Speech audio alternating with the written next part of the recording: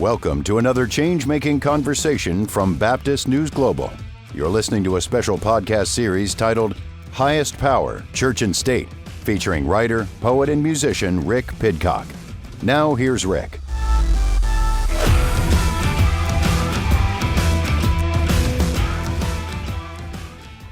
It's Asian American Heritage Month, which is a time for us to celebrate the generations of Asian Americans who have contributed to our history. And as we explored in episode 13 through my interview with Scott Okamoto, the relationship between the West and the East has long been a complicated one, often leaving Asian Americans on the underside of white supremacist and Christian supremacist power. One of the ways Asian Americans experience the erasure of their heritage is when white evangelicals require them to completely reject their Asian heritage and convert to conservative evangelicalism. I recently came across an essay by an Asian American musician and podcaster named Priska. The title of the essay is The Year of the Snake. In it, she talks about how when her parents came to the United States and converted to Christianity, they had to leave behind everything they once held dear. As conservative Christians, they no longer were allowed to celebrate the same stories and myths they once did. And Priska's childhood began to fill with fear about her Asian heritage due to its connection to Buddhism. For those who are interested in hearing Priska share her essay, I'll link to the podcast episode in my Substack that I send out with each of our episodes. You can sign up for that on Substack at Rick Pidcock. But I wanted to explore her essay more with her because if Christians want to love their neighbors as themselves, especially their Asian neighbors who moved to the United States, then Christians need to be okay with their Asian neighbors not completely erasing their heritage. So here's my interview with Priska. So you open up your piece by describing a painting of a snake in your preschool hallway that, as you put it, tempted and prodded an innocent, trusting woman into disobedience and therefore treachery. And then you say that Christianity colored every fiber of my world. So I'm guessing that the painting was probably about the serpent in Genesis.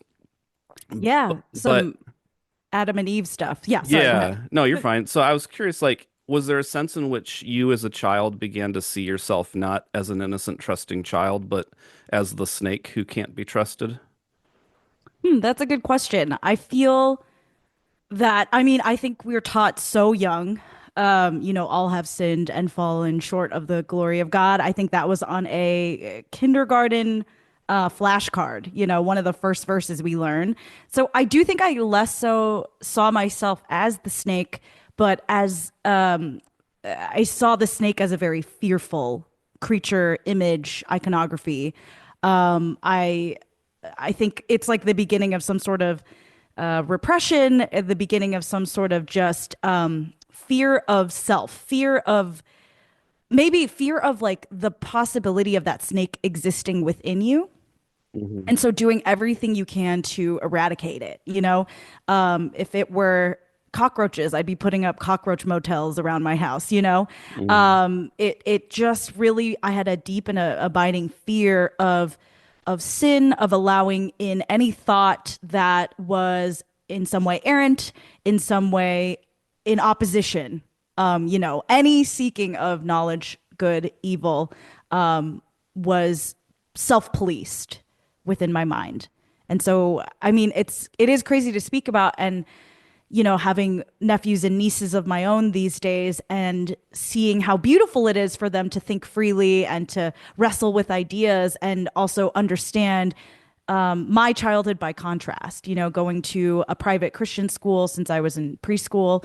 My father was a pastor and my mom was also like a youth pastor and translator. And so having that self-policing start so early, it wasn't even someone externally telling me something. These stories began this like self-policing of myself. Especially when the serpent in the story asks the question, hath God said, or did God really say this? And so there's this reaction that we have in this Christian world where you can't ask questions because your soul depends on having the right answers to everything. Yeah. And no, it's so true. You're taught that it's so insidious that you can't trust yourself. The only person you can trust is you've got to run it by God. You if you hear a question, you might think it's good. If you hear a song, you might feel it's good, but that could be Lucifer. It's all these things that might it causes you to doubt any instinctual, any, inherent understanding of things. Yeah. So in your piece, you say so much of Taiwanese culture revolves around Buddhist traditions and rituals. When my Hmm. parents came to the US and converted to Christianity, they left these cultural relics on the plane and walked forward into the bright California sun, wiped clean by the blood of Christ. But because of this, as a child, I feared all Buddhist iconography. So I'm curious, like, what is it about immigrating to the United States that would pressure immigrants to change their religion? And why would embracing Christianity mean erasing your cultural identity and heritage? Yeah, woo, such a good question. I think that if you talk to my parents, they would have a very spiritualized answer. So I don't want to necessarily speak for them. That being said, having grown up in an immigrant church my entire life, and spending the last 10 years of my life kind of deconstructing slowly from that, I think that an alignment with westernization is a promise of assimilation. So I think that if you ascribe to this Western God, there's a lot of safety in that. And I do think that there is kind of this understanding that this Western God is somehow pulling you out of something, pulling you out of a less ideal situation. However, I do feel that for me, what it meant was there was a stripping away of a lot of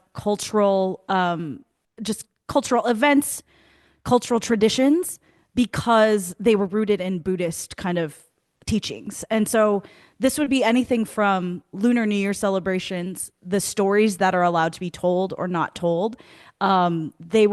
We celebrated Lunar New Year, but a lot of the specifics of not even Buddhist rituals, but of fairy tales, of myths, they were kind of eliminated.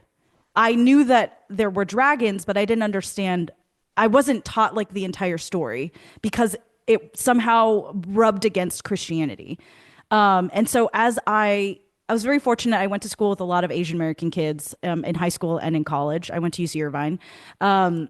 Realizing that they had all of this cultural context woven into their upbringing that helped kind of form their identity as Chinese Americans, Taiwanese Americans, and recognizing that a lot of mine was stripped away because it was like in favor of Christianity. And I don't really know what the motivations for that for my parents necessarily were. However, I do know that it was very fear based. It was very, well, it was wanting to stay pure. It was wanting to stay 100% pure. The one thing my parents weren't were hypocrites. They were not hypocrites. So if they were going to take on this Western religion and this Western God, they were going to do it to the nth degree, whatever that sacrificed. And I do think there was maybe something about them that, being Taiwanese American, it can be really complicated. It's like diaspora on top of diaspora because my grandparents were part of the people that came from China to Taiwan. So kind of like a later wave during the Communist Revolution. They were called outsiders. They were called, foreigners in Taiwan. And that's like the state my parents were born into. So I wonder if being from a generation of diaspora, they wanted something different, from the past. They wanted new answers to old problems. And I think I can relate to that more as an adult. But as they went into their second diaspora, moving to America, I think that they didn't necessarily think through what that would mean for their next generation and what that would mean for connectivity to ancestral lines and culture. Yeah, that makes sense. Like Mm. one thing I've kind of noticed as that conservative evangelicals especially do Yeah. when it comes to people from other religious backgrounds is they'll say like their main concern is about getting to heaven after you die. Hmm. And in order to do that, it can't be by works because that would be about glorifying yourself as opposed to glorifying God, Yeah. And so then like they then say that Buddhism, Hinduism, Islam, like Judaism, all these other religions, they're all about working your way to get to heaven after you Hmm. die. But when I actually hear people like you talk about, Buddhism or your experience with it, it's like that's not at all the concerns of Buddhists. It's like a totally different framework of Hmm.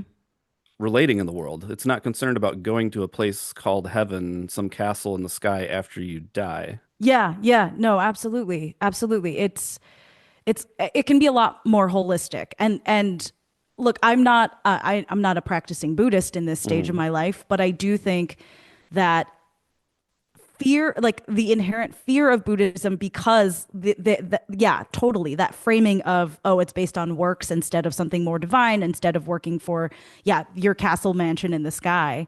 I think what's more interesting overall is not, through religion, how who's right and who's wrong and like proving yourself. I think what's more interesting is how similar a lot of the like ethical, moral precepts are, and how people from all corners of the world have kind of come to very similar conclusions, but the story to get there is really different.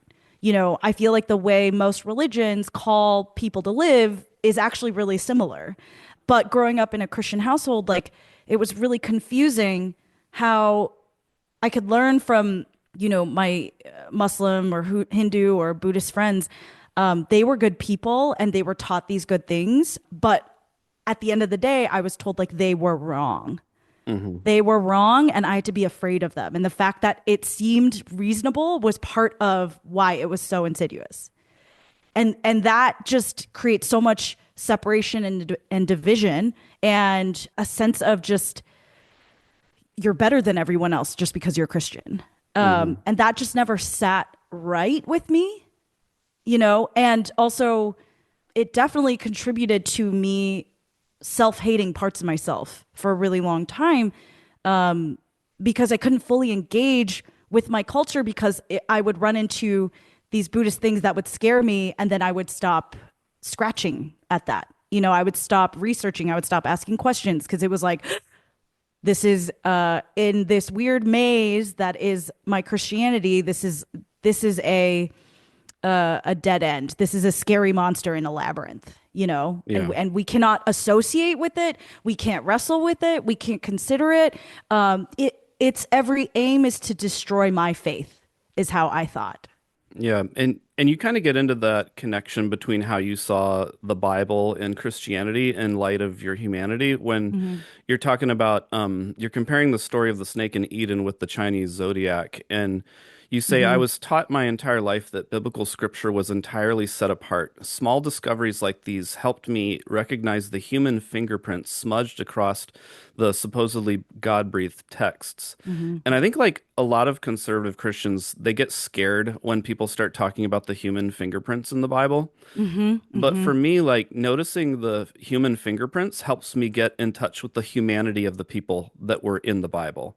And Hmm. and when I consider my own humanity in light of the things they were struggling with, there's like a an engagement of our humanity across space and time that is Yeah. really unique, and that I think you people with if Christians are too scared to explore the humanness of the Bible, they miss out on that.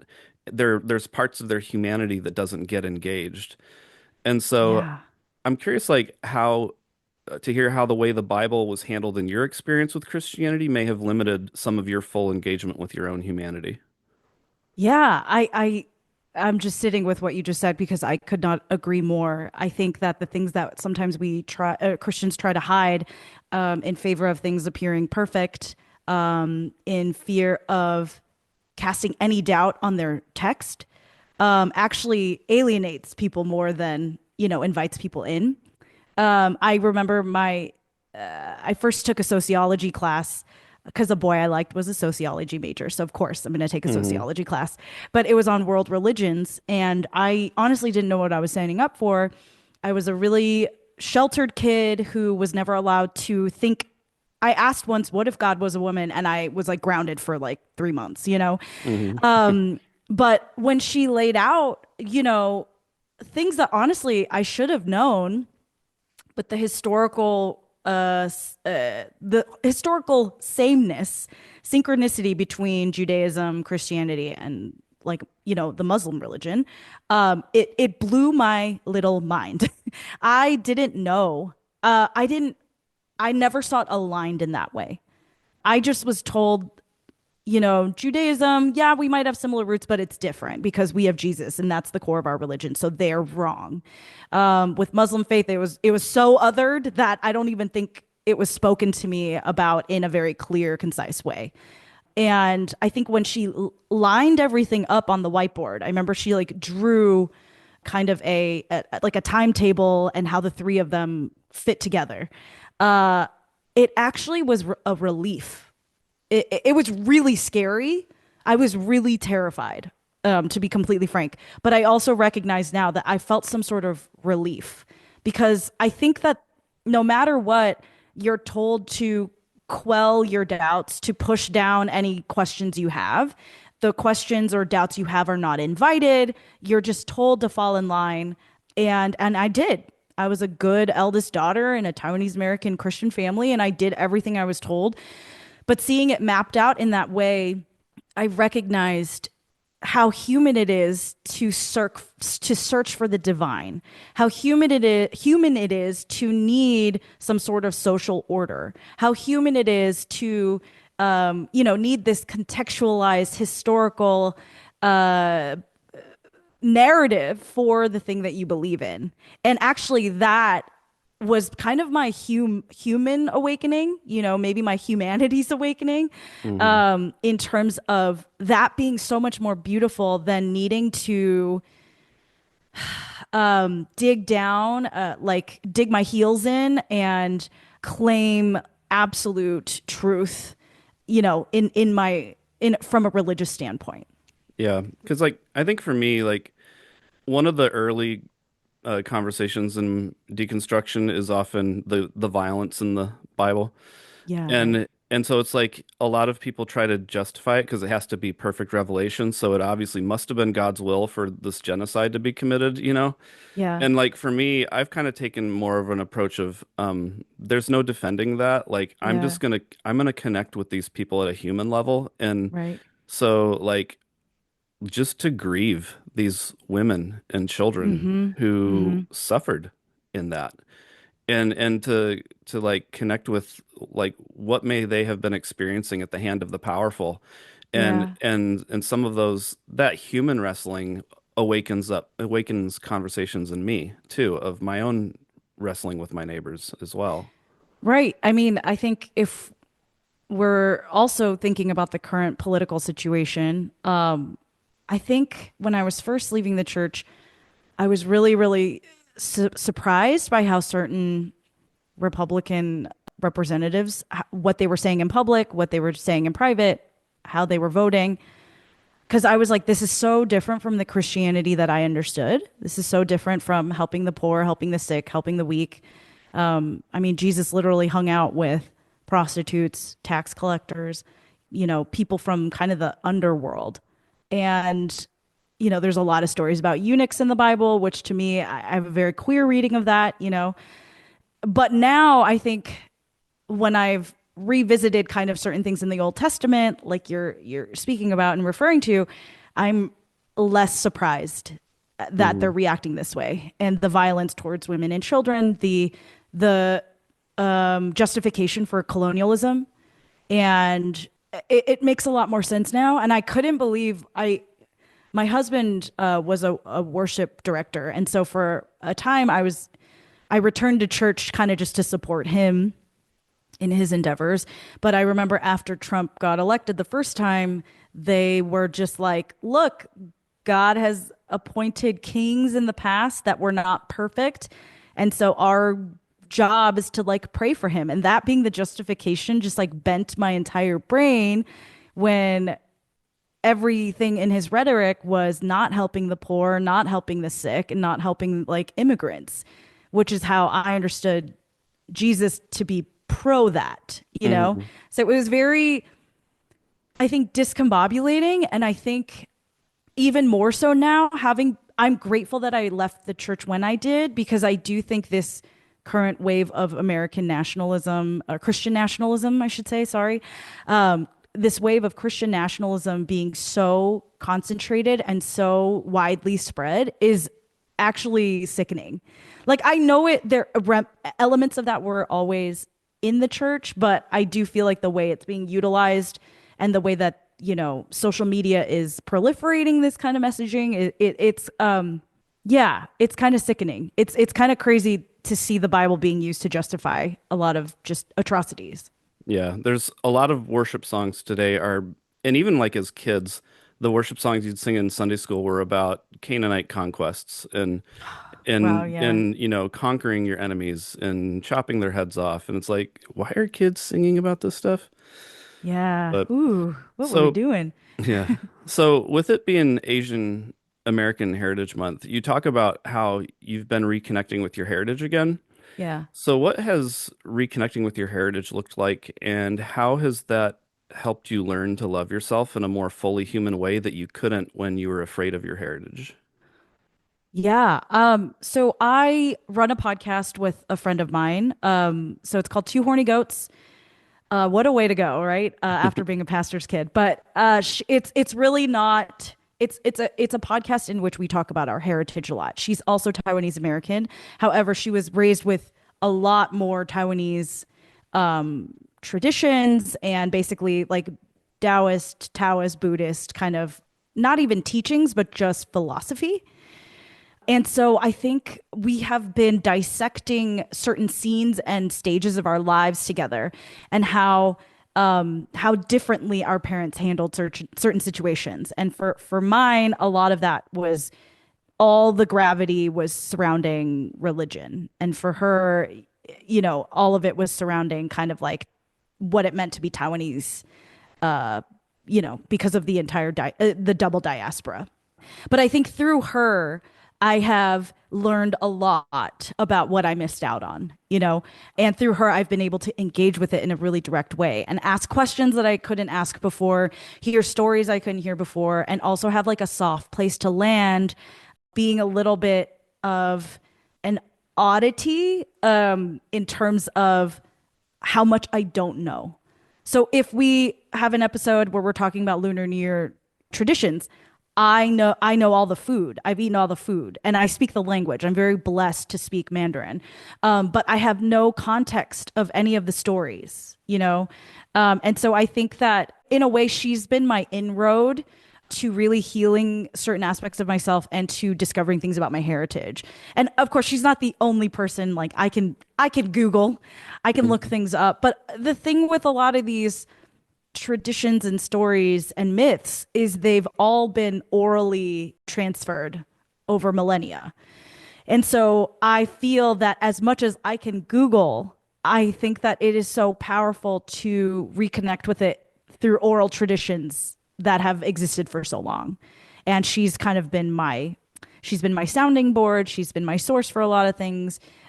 She's been my person I can ask my stupid questions to. And also, I think one really powerful thing is when I tell my stories about growing up hyper religious and disconnected from certain heritage things, she is shocked every single time. And I think that's an important thing to help you realize, to kind of ungaslight yourself and to contextualize like where you actually are in space and time. Because I grew up with a lot of uncles and aunties who were Taiwanese and Chinese, but we never engaged really with like the traditions. Yeah. Oh, I love that you have that outlet for that. So Yeah.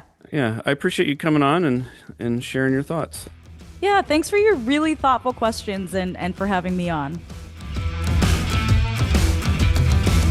This has been another change-making conversation from Baptist News Global. The episode you've just heard is part of a special podcast series titled Highest Power, Church and State. Be sure to follow BNG daily at baptistnews.com and subscribe to get notifications about future episodes. Baptist News Global is a national nonprofit news service that is independent, free, and faithful. BNG is supported by readers and listeners like you. Learn more at baptistnews.com.